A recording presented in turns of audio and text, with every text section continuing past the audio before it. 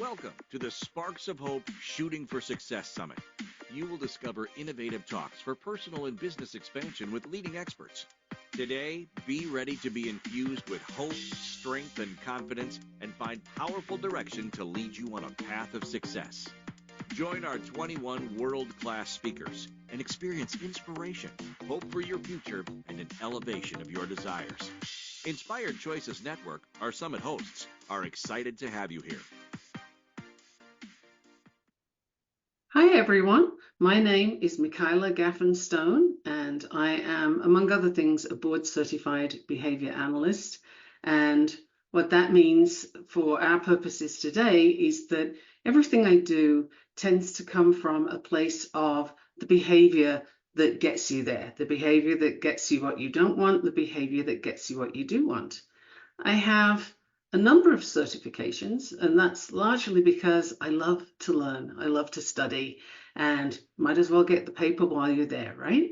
So among other things, I'm also qualified in nutrition work, and that's a nutrition coach for a few different places. Now the question really would be, why those two things together? So let me tell you before I get into that what the talk is going to be about today. It's my journey and how I came to understand why redefining your relationship with food is actually a thing, why it's in fact vitally important, and what it means. It's a whole concept that you don't typically hear about, redefining your relationship with food. Do you even know you want to do that? Well, right now the answer is probably no. But hopefully by the end of this talk, the answer will be, now you come to mention it, yes. What this talk is not about is dieting in order to reach a number on a scale, or food restriction, or deprivation of any kind. It's not about that. And it's not about having you follow rules or a plan that someone else gives you, and it's created for no one in particular, and certainly not you. So these are things it's not about. Now, I will tell you my story to give you a little context in how this is important and how it all came to be. So I was working with a personal trainer, and we'd only just started really doing some work, and he had the client intake form with him, and he was looking at it and looking at me and looking at the form, and his face was very serious, and I really wondered, like, what is causing that look? And I couldn't think what his issue would be. But then I discovered that he was very focused in on the medical section of my sheet. Now, it was long, varied, a lot of different things on there. And I was used to that sort of length of medical history, getting me some looks of incredulity, skepticism, shaking heads. But I didn't usually get that kind of look, not quite what he was doing. So I waited, and very quietly he said, "Have you ever heard of EDS?" And I was like, no, should I? And he said, well, yes, I think you need to go to your doctor and ask them to check you for EDS. So I asked a little more, what is EDS? What does that mean even? I've never heard of it. And it turns out that this is something called Ehlers-Danlos syndrome, and it's considered to be a rare condition. I would argue, actually, it is rarely diagnosed, and that is not the same thing. There are a lot of people with Ehlers-Danlos syndrome and a lot that are undiagnosed, but there's such a broad range of symptoms and problems that come up with it that I can see how that happens. Anyway, our session wrapped up pretty quickly after that, because he really seemed to be rather reluctant to do any work with me until I'd spoken with my doctor. So, of course, I went to the doctor, and she said, "Oh, yes, that makes sense. Yes, I can see that." So I was, very hopeful. Are we going to have some solutions for this? Can I, how do I get better? And, I hoped there was a fix. And she said, well, really, you need to go and research it because I don't know that much about it. And we're only going to manage symptoms anyway. So you handle it the best you can, and I'll look at whatever you can't handle. And that was it. That was what I got. So at least she was honest. That was something, but it wasn't what I wanted to hear from my doctor. So I went home. I had a pity party for a while. You would. I suddenly discovered that all these things I'd been suffering from were actually under one big umbrella. I had the hope that it was going to have a fix, and then I get my hope dashed. No, there's no fix. I mean, yeah, I had a pity party. You bet I did. And that's a sign, actually, that if you're in that mode, you're having a problem with your spark of hope. It's dimmed. And sometimes that's going to happen. The question really is, what do you do after that? And that's where the story picks up. I had my little time of pouting, and then I thought, well, okay, let's be logical about this. I have to be able to do something. I don't accept that this is just my lot and this is where we go. The doctor may have said that, but she's not as interested as I am in the outcome. So I thought, what can I control? And two things came to mind. You can always control your movement in as far as you have movement. So whatever you can move, you have that choice, right? You can control that. And food. What you eat is something you can control. And I got to thinking, well, I've put on weight since I moved to the US, and that's probably not helping my symptoms. So maybe losing weight would help. So I looked around for how I wanted to do that. And I already knew from experience and from past history as a nurse and so on, certain ways that didn't work. So I was embarking on this journey. Now, by the end of this presentation, you are going to have some actionable tools that go with this journey, this path to food freedom. I'm giving away a little bit by even calling it that, but these tools are going to give you some empowerment where you are the boss and the donut that you want to eat doesn't control your food choices. So I'm going to invite you to stay with me as I explain this journey of food rediscovery and transformation. And together we can untangle some of the things that hold us captive in a diet culture and in a society where advertisements tell us what to think and tell us what we believe, but they're actually not true. They're manipulating.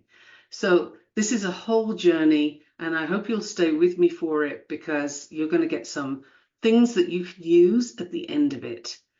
So let's look at the big picture, where we are right now as a society.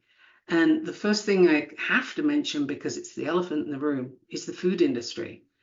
The food industry has hijacked our food sources and replaced all the good stuff that our bodies need to make us into us and to repair us and to keep us going.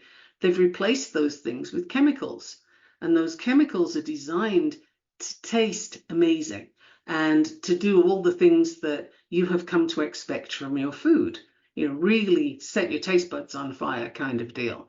Now, I'll wear the conspiracy hat if you prefer me to, but you could also look up something called agnotology and discover when you do that there's a whole field of study dedicated to understanding exactly this manipulation, false information, and sowing of doubt that the big corporations do.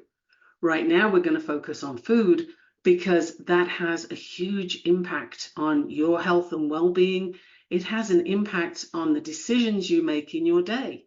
If you are undernourished or poorly nourished, and you have all these toxins, which is basically the chemicals that are in food products, if you have all that in your circulation, you can't make good decisions from there. You're not functioning well. And chances are you don't even realize how not well you're functioning. It's amazing, but sometimes you need a break from that so that you can realize it's even there.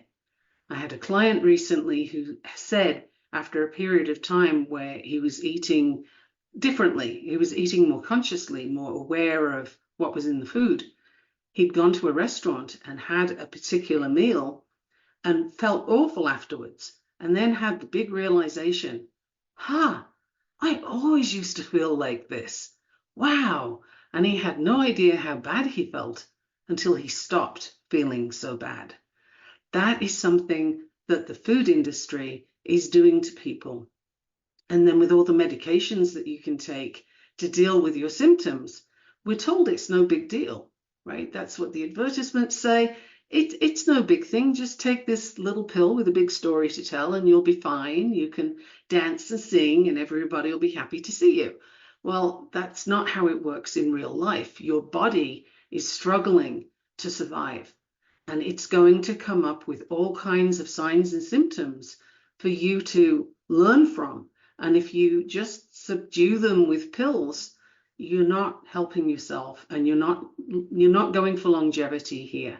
So it's really important to understand that the food industry is not your friend. They're not here to help you. The things that say healthy food are not. They don't have to label it if it's actually healthy for you. So understanding that is really the first step. Knowing also that diet culture does not help at all. In fact, it's as bad as the food industry, because the diet culture is saying, well, you need to be this number on a scale. You need to lose weight. But at what cost? How are they helping you to do that? And typically, a diet industry is going to look at, well, eat this, don't eat that. Count these calories, don't go over that. And what you end up with is a fixation on food that's not at all healthy. And you're looking at what do I have left I can eat today? You become obsessed by these food products and then end up failing the diet, not because you failed it, but because it failed you. It's designed that way. They're not designed to succeed. They're designed for you to keep buying them. So the real thing underneath all of this, where your redefining food goes with, you're redefining that relationship, is the psychology of why you eat what you eat. Now, I've learned these things on my own journey, and I have to say, recently, in 14 weeks, I was able to lose 25 pounds without deprivation, without calorie counting, and without, running on a treadmill for 3 hours a day or any of those things. It was by finding the foods that worked for me and not eating the foods that didn't. And that's a whole process. I'm very excited about this process because it's yours. It's for the individual. This is not a plan that gets handed out and everybody does the same thing, because how can that actually work? You are not coming from the same starting place as me. Your health is different to me. You might have an autoimmune condition and you might not. You might have a few. So how can you have the same diet as me? You can work with whole foods, but yours are going to look different to mine. And that's the key to work out, is what is actually going to work for you. So diets are not the holy grail of health and happiness. They really aren't. They lead to a cycle of deprivation, guilt, frustration, and you're always fueled by the marketing that says, hey, quick fix over here. Just do this and you'll have this quick fix. But that's not how it works. And every time you try a quick fix, your body suffers, and it's going to show you it's suffering. You're going to have these symptoms coming up, as I mentioned. And what do you do with them? You take more meds to cover it up. Now that brings me very nicely to the offer that I have for you today, which is boosting your immune system in 9 steps. And what I'm talking about in that offer is a very natural way to give your body every chance to keep you healthy and whole, because your body is working tirelessly to keep you healthy. It really is. It might not feel that way, but it depends on what you're doing to it. If you're in a fast-paced job, you've got a lot of stress going on, then your immune system is getting battered by this. It's being assaulted from all places, and that's before you even look at viruses, right? So it's essential to really equip yourself with the tools and the knowledge to build that immune system from within. The external stuff you take may or may not help. Internally, that's where your gold is. So having the food that's going to build that immune system is key. What you drink is key. How you sleep, exercise, stress management. We're going to go into all of that and a whole lot more in my masterclasses all about building your immune system.